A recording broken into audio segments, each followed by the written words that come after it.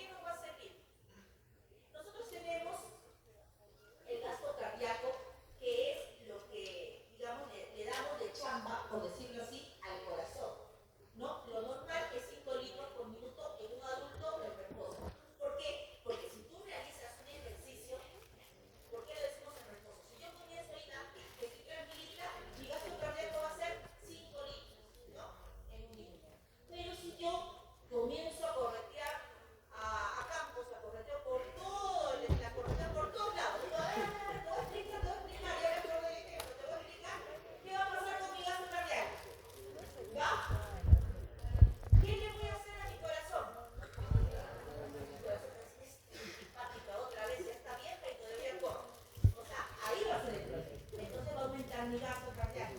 Ahora, las personas que van al gimnasio, ojo, esas chicas, bueno, ya de mi edad, no tan chicas, van al gimnasio, le dice, hoy día justo tengo un colega que tiene una paciente que estamos refiriendo de endocrinología, que digamos tiene obesidad tipo 2, o sea, vamos a ver qué gordita. Entonces, ella, ¿qué ha pasado?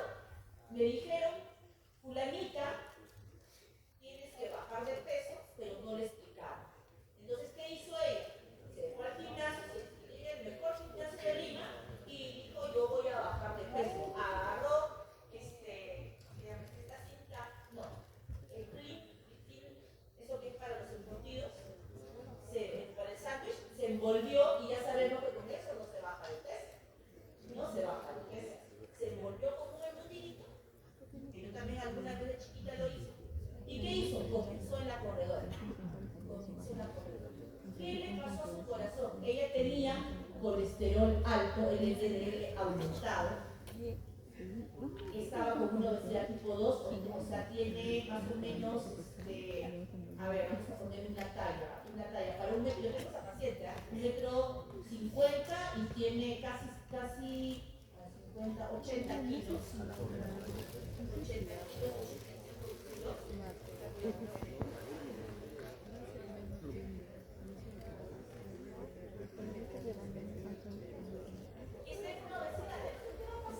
Su corazón, si tiene arterias, están canteromas. Y encima le va a dar más trabajo, más chamba. ¿Qué creen que le va a pasar? ¿O qué le pasó a esta paciente? Al comenzar a correr, ¿qué le va a producir? Que su corazón no le trabaja. ¿Y qué le pasó? No oxigenó. Y cayó en el gimnasio. A emergencia y él decía, no sé por qué. No sé por qué me pasó. Yo estaba haciendo ejercicio como me dijo el doctor. O sea, ese es el aumento del gasto cardíaco. Y la velocidad de sangre, nos ponen de ejemplo la velocidad de sangre en la aorta. Recuerden que la aorta va a ser muy importante, pero para mí más importante sería, o sea, para mí, es el ventrículo izquierdo, porque es el que va a soportar. Por eso encontramos pacientes que, cuando ya hemos hablado de hipertensión arterial, un paciente hipertenso va a tener más daño en el ventrículo izquierdo. Y ese ventrículo izquierdo llega a ser grande. Ustedes ven ese corazón y ven el ventrículo derecho así, por decir, ¿no? Y el ventrículo izquierdo así, a esa proporción. Porque ese ventrículo izquierdo tiene mucho más que hacer, tiene que hacer mucho más, mucha más, va a tener mayor presión para llegar a la otra. ¿Ok? Pero me va a entender. Este cuadrito es importante, porque se dan cuenta ustedes de que yo tomo teoría mucho de los cuadritos. No lo voy a arreglar, porque lo que no se dice me ha apuntado porque lo pegué son las fórmulas, que ya las sabemos. Muy bien. Conclusión importante. Ya lo dije. ¿Qué es lo importante? Hay avance por velocidad. Y aquí hay un diagrama donde vamos a entenderlo. La velocidad ¿va a variar o no va a variar? Sí va a variar. ¿Y de qué va a depender? Del área. Muy bien. A 1 centímetro cuadrado, vamos a poner que es el vaso, va a haber una velocidad de 10 centímetros por segundo. Si ese vasito va a aumentar su radio, acá tenemos 10 centímetros cuadrados, ¿qué va a pasar con su velocidad? ¿Qué va a pasar? Va a disminuir. Y si vamos de nuevo a 2 centímetros, de lo que está a 2 centímetros, va a aumentar su velocidad. Pero hay algo que es también muy importante y que lo dije creo al principio de la clase. El flujo se va a mantener constante. El flujo va a ser constante. Siempre va a ser constante. Lo que se va a alterar son estos dos, y ya se dieron cuenta. Si tenemos menor área, va a haber bajo. Si tenemos mayor área, va a haber muy bien. Entonces, eso lo aplicamos a la vida, como les digo, a la vida diaria. Tenemos todo lo que construye. Y no solamente hablemos de sangre, también podemos hablar de qué. A ver, se me viene a la mente. Uréteres. A ver, uréteres. Riñón, los uréteres. Uréteres, por ahí pasa la orina. ¿no? ¿Qué pasa cuando un cálculo se atrapa? No sé si a alguno le ha dolido alguna vez un colicón de cálculo. ¿Alguno ha tenido alguna vez cálculo? ¿Un cólico?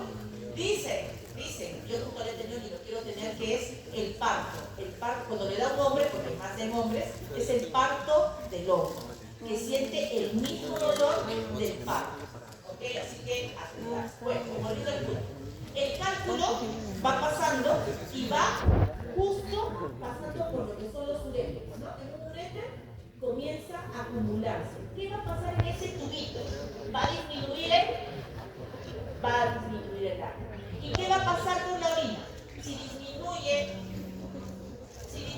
pónganse que era 10 centímetros, que no lo es, y disminuye a 2 centímetros, porque va a obstruirse. ¿Qué va a pasar con su velocidad? ¿Qué va a pasar? ¿Qué va a pasar? Ya. ¿Y qué va a tener el paciente? Va a tener dolor. ¿Por qué? Porque se va a mantener el flujo, porque va a haber la cantidad. O sea, no va a decir, el riñón no va a decir, oye, tengo menos diámetro, voy a orinar menos. Tu orina no la voy a pasar. La orina va a seguir pasando. Ese líquido va a seguir pasando.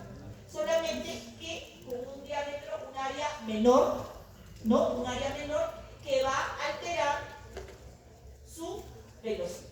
¿Ok? Muy bien. Ahora sí, principio de Bernoulli. ¿Cómo voy de hora? Y al principio de Bernoulli lo hemos hablado. ¿Estamos bien? ¿No? Principio de Bernoulli. Ya lo hemos conversado. ¿Recuerdan el avión? ¿Recuerdan el helicóptero? Hemos conversado. Pero es interesante volver a recordar, porque va a venir también en el examen. Tenemos que el señor Bernoulli, que está acá, que es el culpable de todo, va a dar su principio, que es la presión ejercida por un fluido disminuye a medida que la velocidad del fluido se incrementa. Y esa es el principio de por qué tenemos a los aviones, por qué los aviones vuelan, que tanto hemos hablado. Volvemos a recordar, este mismo gráfico lo hemos hecho en otra clase, es solamente recordar. Tenemos el aire y con qué aquí se trabaja con los principios de aerodinámica. Tenemos aquí, ¿por dónde creen? Bueno, está acá, ¿no? Pero vamos a suponer que no está. ¿Y por dónde creen ustedes que va a pasar más rápido y por dónde va a pasar más lento? ¿Por acá o por acá? ¿Y por qué? A ver, ¿por acá o por acá? Porque aquí tenemos el aire que viene y aquí va a pasar más rápido y aquí más lento. ¿Por qué? ¿Por qué?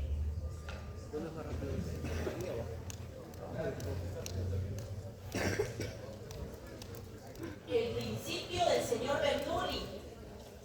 A medida que el fluido disminuye, a medida que la velocidad del fluido se incrementa. Aquí vamos a tener mayor velocidad o acá tenemos, ¿en cuál vamos a tener mayor velocidad o menor velocidad?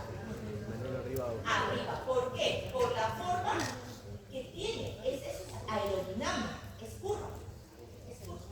Y abajo, ¿qué vamos a encontrar? Como es recto, va a ser más lento. ¿Y eso qué va a tener que ver con el avioncito? Se va a producir lo que es la sustentación, ¿no? ¿Y cómo se va a producir? ¿Por qué? Y ahí viene la pregunta. ¿Por qué vuela un avión? Por la fuerza de empuje. A ver, yo tenía un videíto, ahorita va a pasar para poderles explicar mejor. Y también esto aumenté porque no solamente es hablar de ese, ¿por qué utilizan tanto de aviones? Ya me cansé de los aviones, está puesta en la diapositiva. También tenemos que ver lo que nosotros utilizamos o vamos a utilizar en nuestra vida como médicos. ¿Qué creen que tenga que ver con lo que son con las inhalaciones del PUF? Acá deben haber asmáticos, y la aspiración de secreciones. En lo que son las inhalaciones, ¿qué es lo que se produce nosotros cuando tomamos el aerocámara del PUF y damos? ¿Qué se produce? Sale a una velocidad. ¿Es rápido o lento cuando sale? Rápido. ¿Y esa rapidez qué va a producir? que las partículas, ¿qué es lo que produce? ¿Qué le produce al asmático? Que está con una crisis asmática, que está con una vasoconstricción, que está así. ¿Qué va a producir ese vasodilatador? ¿Qué es lo que buscamos nosotros con ese aparatito?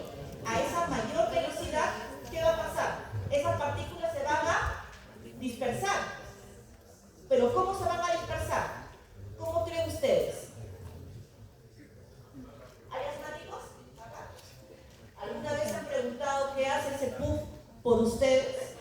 Si no les quito el puff. ¿Qué hace ese puff por ustedes? Tiene un porqué que esté en ese aparatito. Tiene un porqué que salga a mayor velocidad. Tiene un porqué. ¿Y cuál es ese porqué? ¿Qué buscamos? Que se disperse. ¿Y qué va a hacer esa dispersión? Que haya una broncodilatación y te salva. Los asmáticos acá presentes deben saber que eso los salva. Te salva la vida. En la aspiración de secreciones, cuando ustedes estén rotando en algún piso, les van a decir interno o externo, vaya usted a limpiar secreciones o vaya a aspirar a secreciones a pacientes que de repente pueden estar en un estado crítico o también pacientes que están por su posición permanente y no movilizan la secreción. Son los abuelitos que están postrados, que tienen escaras, que tienen el riesgo de los trombos, ¿no? Hay que hacerle mucho cuidado. Uno de ellos es aspirar la secreción. ¿Y cómo aspiras tú la secreción? ¿Cómo cree que usted, a ver, metemos la sonda, pueden meterla por la nariz, pueden meterla por la boca, si metemos por la nariz, entra la sondita, ¿y cómo la van a aspirar? ¿Cómo creen que va a salir esa secreción? A ver, ¿cómo creen ustedes? Esa secreción, ese fluido, ¿cómo lo estamos haciendo?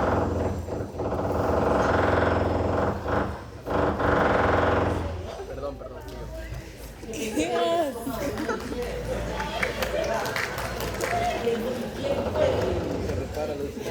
Esa secreción, ¿cómo va a salir? Es una secreción en movimiento. Es una secreción, es un fluido que está en movimiento. ¿Cómo lo vamos a sacar? ¿Qué vamos a aplicar? Y ya lo hemos trabajado.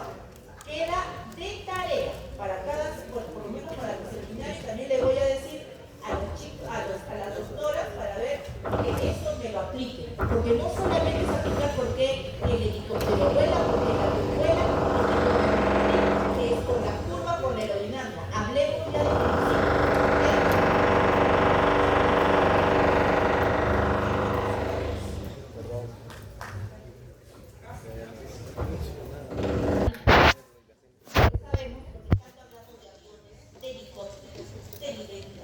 De la pelotita, también en las hélices de acá del helicóptero, ¿se acuerdan que también lo hemos conversado? Porque es el movimiento que tienen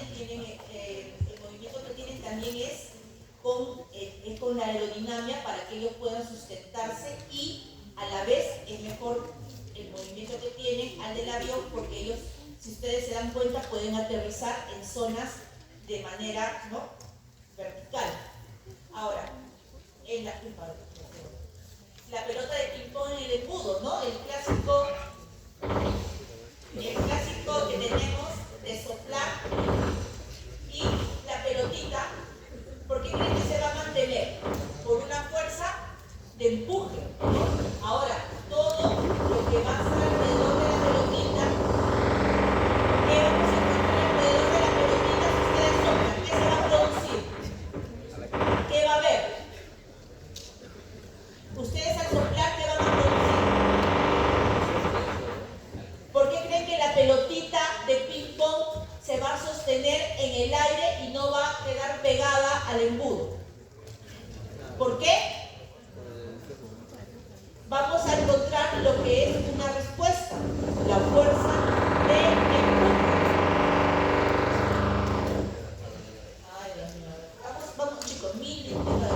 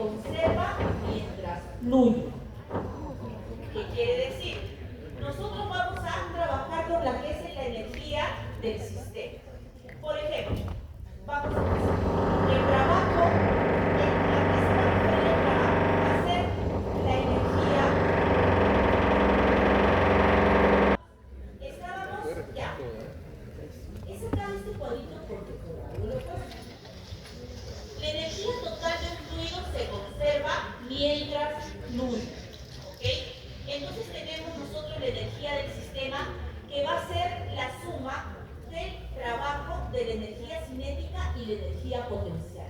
En este gráfico vamos a entenderlo. Cuando hablamos de trabajo es una fuerza que logra un desplazamiento. ¿En base a qué? ¿A qué? A la energía. Esta presión va a depender de la energía. La energía cinética, la energía que produce. La energía cinética, la masa de líquido se mueve a una determinada velocidad. Acuérdense de cinética, separado de lo que es cinética, que siempre es movimiento, ¿ok? Es lo que se mueve a una determinada velocidad, esa velocidad que es la que tú vas a saber o vas a tener que encontrar. Y la energía potencial es si el nivel puede ser diferente, puede haber una variación en lo que es el nivel, ¿ok? A ver, más adelante les he hecho un ejemplo. Es la suma para poder obtener lo que es la energía del sistema. A ver, un ejemplo práctico. Esto es para sacar ya la definición. Principio de Bernoulli. La suma de presión y velocidad siempre va a ser, la suma de presión y velocidad es constante. ¿Qué quiere decir? Si el uno se quita, el otro lo tiene que compensar y siempre va a ser un valor constante. Si aumenta la velocidad, la presión disminuye y al disminuir la velocidad,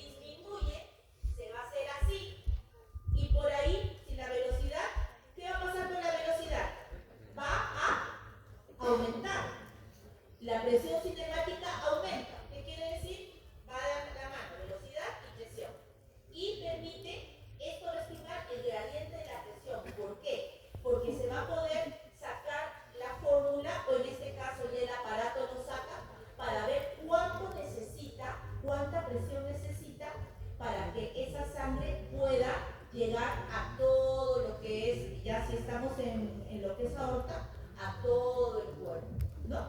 Entonces, es muy importante que esto lo apliquen. Bernoulli se aplica clásico en un ecocardiograma Doppler. También, ¿dónde lo podemos aplicar? En el Doppler venoso, cuando nosotros encontramos un riesgo de trombo, ¿no? Un riesgo de trombo, ¿qué quiere decir? Que puede pasar en venoso o puede ser arterial y puede ocasionar, sí, la muerte del paciente. Por eso es muy importante que nosotros hagamos esto de una manera objetiva. Los trombos, los ateromas, todo eso es algo que es muy común en nuestros pacientes y que no se dan cuenta, no tienen síntomas hasta que están demasiado cerca a tener un colapso. Muy bien. No sé si estamos viendo bien. Sí. Hidrodinámica. Principio de Bernoulli. Volvemos allá en Lim. Entonces encontramos que la presión hidrodinámica va a ser igual a la presión hidrostática más la presión cinemática. Y hemos hablado que la presión cinemática es movimiento y la presión hidrostática es más por el peso del fluido, ¿no? Más por el peso del fluido. O sea, no quiere decir que la presión hidrostática se está moviendo porque está cayendo, sino más es por su peso, por su gravedad. Y la cinemática sí es hay un movimiento. Aquí también les hago un cuadrito para que ustedes lo puedan leer con tranquilidad a la hora que estudian, donde van ustedes a ver la presión hidrostática por un peso del fluido en reposo, lo que les digo es más por el peso, ¿no? Del fluido, no porque esté en movimiento, y la presión cinemática es a la velocidad, lo que les acabo de decir del fluido. Y la presión hidrodinámica es la suma de estos dos, ¿no? Y aquí tenemos ejemplos clásicos, ¿no? A ver, ¿para qué nos sirve la presión hidrodinámica? Es la presión arterial real percibida por las paredes vasculares. ¿Qué quiere decir? Las arterias ¿qué nos va a decir las arterias? Nos va a decir la real presión hidrodinámica, porque es lo que va a percibir. Esa arteria, por eso yo digo, desde ahorita, no fumen. Yo de chibola fumaba un poquito, después cuando fui a mi fumaba, pero ¿saben dónde se me quitó? ¿Dónde agarré el vicio del cigarro? En el 2 de mayo, por la tensión, cuando era interna, salí y fumaba. ¿Dónde se me fue el vicio? Cuando fui a hacer mi segunda altura, estaba jovencita, y me fui a Oroya, alto, y cuando ya comencé a fumar, chicos, me sentía mal, y estaba más gordita, o sea, tenía ya sintomatología tan joven, y decía, no voy a llegar, por eso lo dejé completamente. Porque si yo hubiera seguido fumando hasta mis añitos que tengo, mis arterias, ¿cómo estarían? ¿No? Mi presión arterial. Por eso es que siempre ese paciente que te llegue, que te diga, doctora, yo me fumo un cigarrito de vez en cuando, tengo 40 años, ya mi presión se me sube solamente cuando me asusto o cuando me peleo con mi esposa. Es mentira. Tengo presión emotiva, eso es mentira. Ya son sus arterias que están con una alteración en lo que es la presión hidrodinámica. Entonces ese paciente es nuestro paciente foco, ¿ok? Esos pacientes que fallecen, qué pena, ¿no? Amanecen muertos. Eso también tiene una explicación en la presión hidrodinámica. Es muy interesante leer un poquito más, porque acá solamente es lo básico. Muy bien. Este cuadrito también se lo puse para que vean la ecuación simplificada. El otro cuadrito que lo tengo ya por indicación, pero acá está más libre, ¿no? Donde está cómo se mide, saben que se miden en pascales y tenemos que la presión total, la presión por altura y la presión por movimiento. ¿Qué se les puede preguntar? Se les puede tratar de concluir con algún distractor que tenemos que ver con la presión hidrodinámica, donde vamos a trabajarla, no sé, con un paciente hipertenso, con un paciente que tiene un ateroma, con un paciente que tiene un trombo. O sea, se les puede tratar ahí de dar algo de sugerencia en la pregunta. ¿Ok? Muy bien, llegamos al fenómeno de Venturi. Si hasta acá ya he entendido, estoy acá. Fenómeno de Venturi. Tenemos presiones diferentes. Ustedes tienen aquí en el tubo A, tienen más lento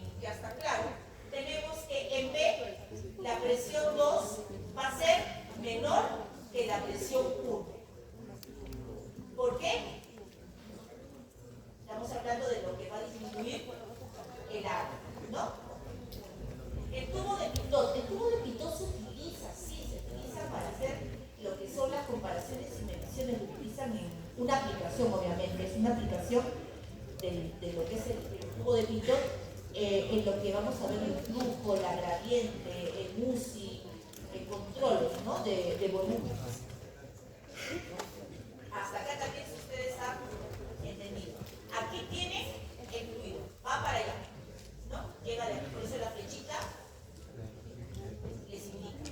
Y acá hay un ejemplo que también yo cuando estudiaba, me acuerdo que lo entendía, porque a veces es bueno lo que uno cuando lo ha leído se aprenda, se transmita. Cuando ustedes, es un ejemplo paralelo, ustedes están en el carro, cuando estaban chiquitos, más chiquitos, en el carro de su papá o en el bus o en el camión donde estaban yendo, estaban a una velocidad constante, ¿no? Y sacaban la mano.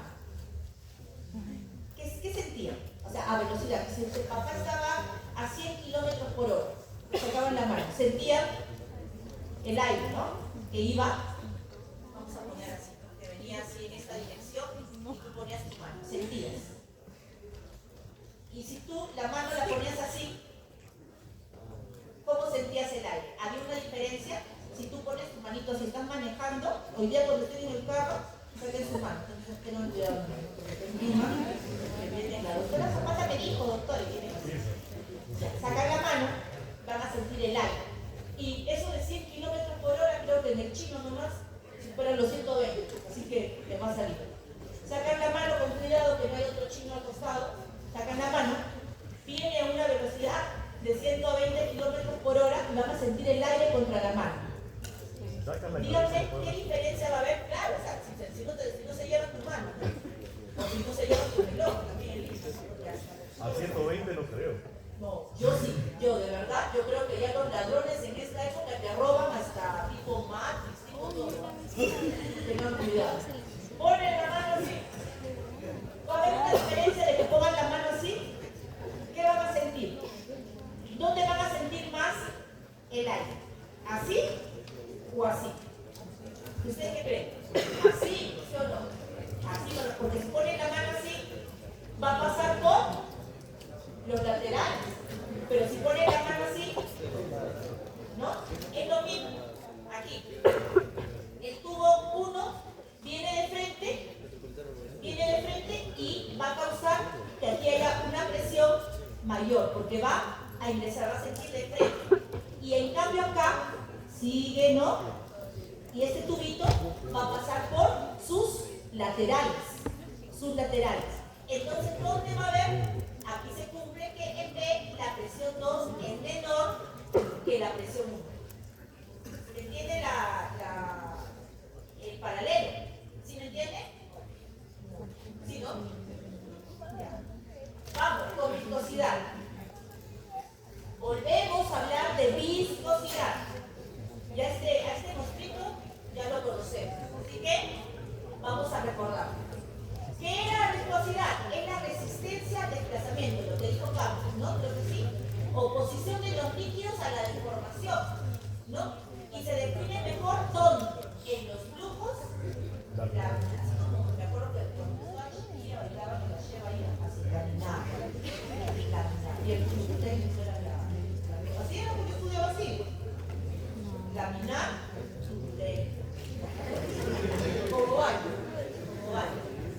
La idea es que entiendan, ¿no? O sea, yo va a llegar un momento en que baile yo acá.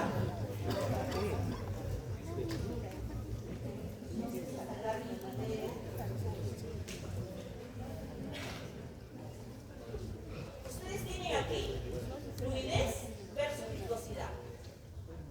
Miren, la diferencia. Esto de acá, y este de acá, este es aceitito de oliva, este es miel, este es un líquido. Miren la diferencia. ¿Cuál de estos tres tienen más fluidez? Más fluidez. ¿Y cuál tiene más viscosidad? Entonces, tienen que ver tienen que tener, eso yo creo que sí lo tienen grabado, porque la viscosidad, como les digo, es la resistencia al desplazamiento. Entonces, ustedes tienen que entenderlo de esa parte.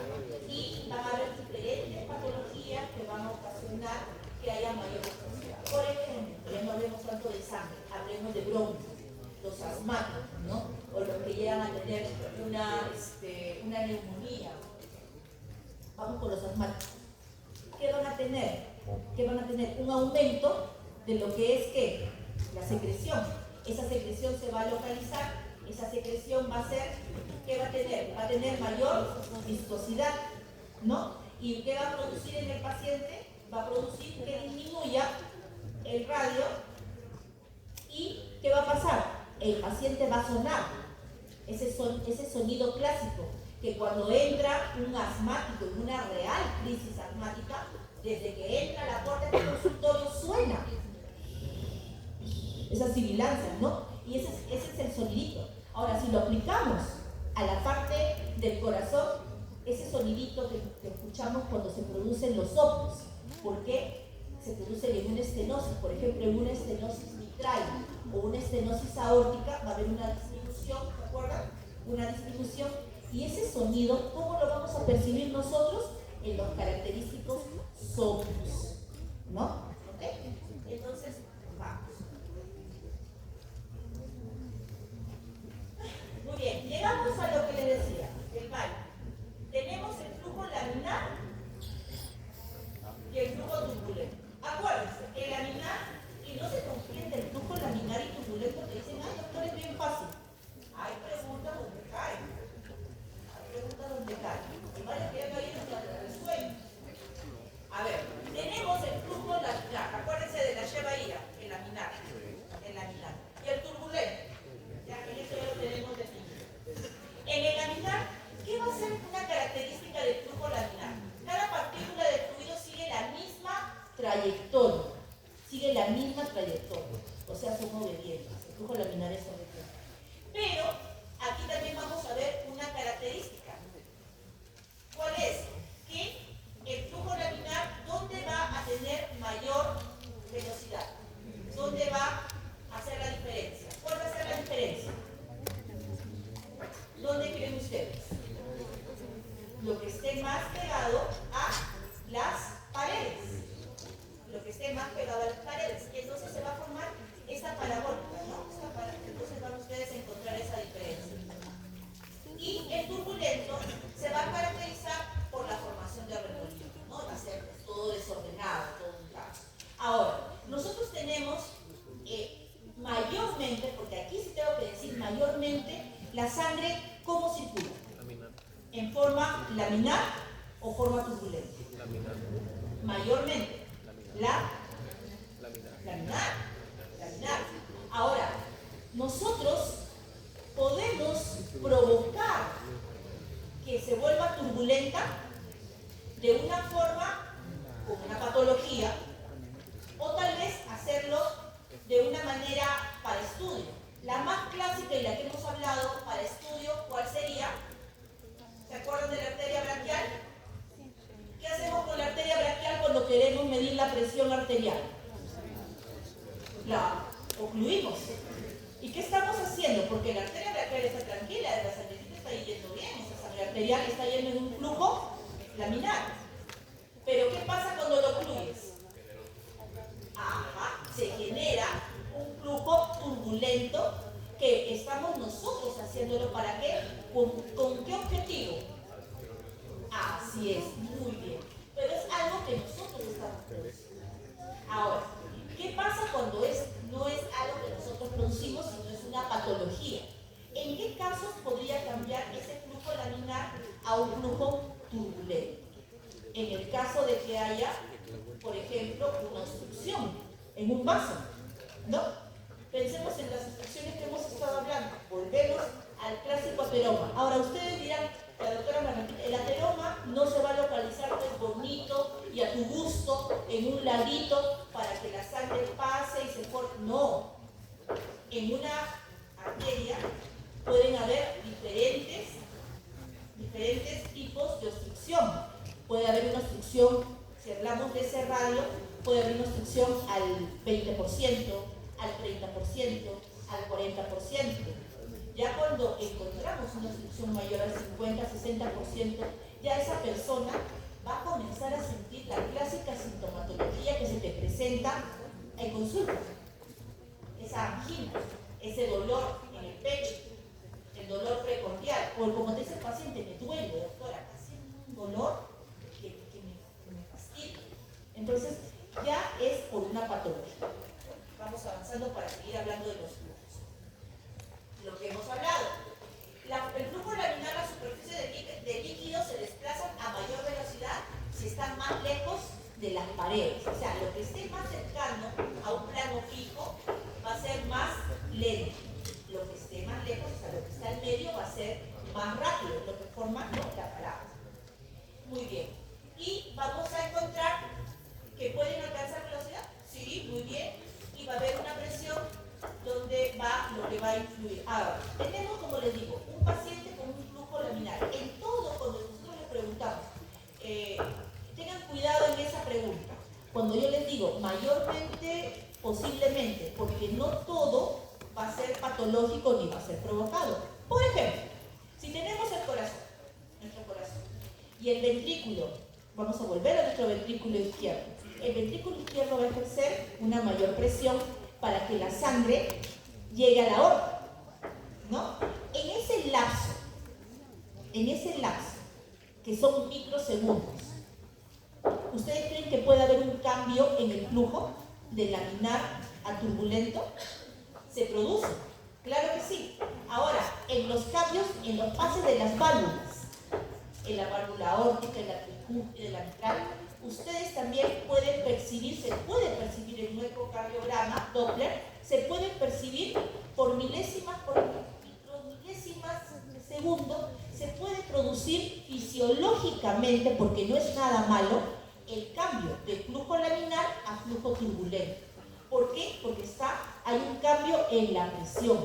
Entonces, eso produce que haya ese cambio de laminar a turbulento y luego vuelve a laminar, ¿no? O sea, también puede haber la parte que llamamos fisiológica. Aquí tienen un dibujito para que se den cuenta cómo es que varía lo que es la velocidad, ¿no? Lo que está más pegado al plano, ¿no? Va a tener menos velocidad y mientras más esté alejado del plano, porque este es el plano fijo, o sea, la pared de la arteria, va a tener mayor velocidad. ¿Estamos bien? Velocidades en el flujo laminar, estoy haciendo lo mismo, parabólica. El coeficiente de viscosidad, muy bien. También es fácil. El coeficiente de viscosidad es análogo, es similar a lo que es el coeficiente de rozamiento, es lo que te están diciendo. Acá te dan un concepto, ¿no? Bueno, lo vamos a identificar acá, al ejercer una fuerza sobre una superficie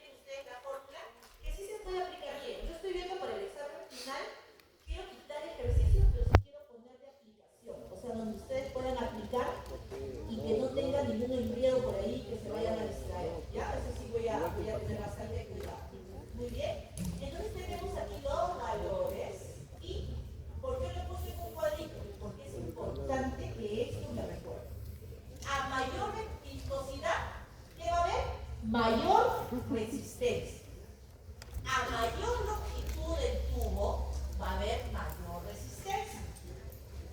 Si aumenta el radio del tubo, o sea, el tubo es así, y aumenta el radio del tubo, ¿qué va a pasar? Va a disminuir drásticamente la resistencia. Vuelvo a poner mi ejemplo de la pista, también podría quedar ahí. Ahora, ¿qué les puse entre comillas? Porque está elevado a la cuarta potencia. ¿Y qué quiere decir cuando yo digo elevado a la cuarta potencia? ¿A qué me estoy refiriendo? ¿A quién me estoy refiriendo? A ver si han leído. En esta última, cuando aumenta el radio del tubo y disminuye drásticamente la resistencia. Porque está elevada a la cuarta potencia. ¿Qué creen ustedes? ¿A quién me estoy refiriendo? Sí, al señor Poussy, que lo tenemos desde la primera clase. A Jean-Louis. El flujo o caudal para una gradiente de presión es proporcional a la cuarta potencia del radio del tubo e inversamente proporcional a la respuesta del tubo. Qué feo, ¿no? Pero si lo ponemos en ejemplo, si tenemos que el radio está elevado, a ver, tengo un ejemplo, ecuación de Poussy. Tengo un ejemplo. Esta es la ecuación, para que ustedes vean, pero yo tengo un ejemplo. Recordar, el flujo directamente proporcional a la diferencia de presión. O sea, bien, cuando decimos a la cuarta potencia quiere decir que ese radio, por ejemplo, si tenemos un radio de 2, un radio elevado al cuadrado. Si es a la cuarta potencia, ¿qué tendrían que hacer? ¿Elevarlo a cuánto? A 4 veces. Entonces, ese sería el resultado. 4 veces ese radio, elevado a la cuarta potencia. Acá les puse a recordar. Esto es lo que tienen que recordar. El flujo es directamente proporcional a la diferencia de presión. Es lo que les puse en el cuadro chiquito, para que ustedes lo recuerden. Más presión, más flujo. Ejemplo, el corazón bombea con más fuerza cuando aumenta la resistencia periférica. ¿Qué quiere decir? En un paciente hipertenso, ¿qué va a pasar con su corazón? Va a tener que bombear más. Su ventrículo izquierdo va a tener que trabajar más. ¿Okay? El flujo es inversamente proporcional a la viscosidad y la longitud. Los líquidos más viscosos, como la policitemia, van a tener menos flujo, lo que venimos diciendo, ¿no? Y los tubos más largos, si hay un mayor trayecto, va a tener mayor resistencia y menos flujo. El flujo depende del radio de la cuarta potencia. Si el radio se reduce a la mitad, el flujo cae 16 veces. Si el radio se duplica, el flujo aumenta 16 veces. 4 por 4. Flujo turbulento. El flujo turbulento, ¿se acuerdan? De ayer, ACI, el flujo turbulento ocurre cuando se supera la llamada velocidad crítica. Ahí vamos a tener que ver con Reynolds, ¿no? Todavía no sale Reynolds, pero vamos a tener que ver con Reynolds. Y como ya les expliqué, puede haber fisiológico, puede haber patológico, puede haber producido, o sea que lo provoquemos, y no solamente en lo que es la presión arterial. Por ejemplo, chicos, cuando hay un corte y nosotros hacemos un torniquete, ¿qué estamos haciendo? Estamos evitando, por ejemplo, si hay un corte a nivel de una arteria y ustedes tienen que hacer un torniquete. ¿Qué van a hacer? Van a cortar, vamos a hablar claro, van a detener esa hemorragia. Pero ¿qué están haciendo con ese flujo? Lo están cambiando. Ahora, una pregunta en la guía, y también creo que es en el examen: ¿cuál es más peligroso? ¿Una hemorragia a nivel arterial o una hemorragia a nivel... Ya los ofendí, ya, disculpen, chicos, van a ver el examen final.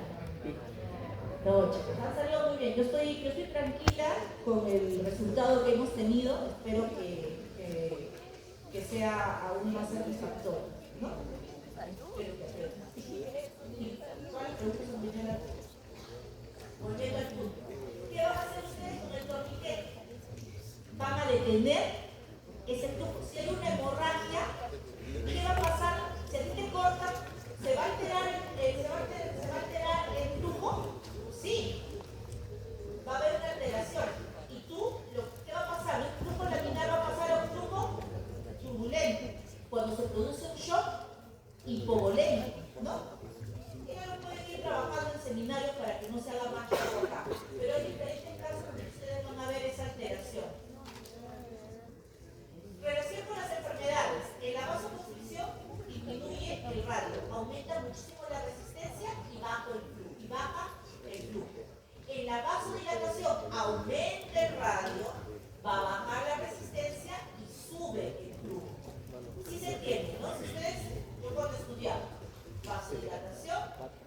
sube el vasoconstricción, baja el flujo. Yo así lo he estudiado.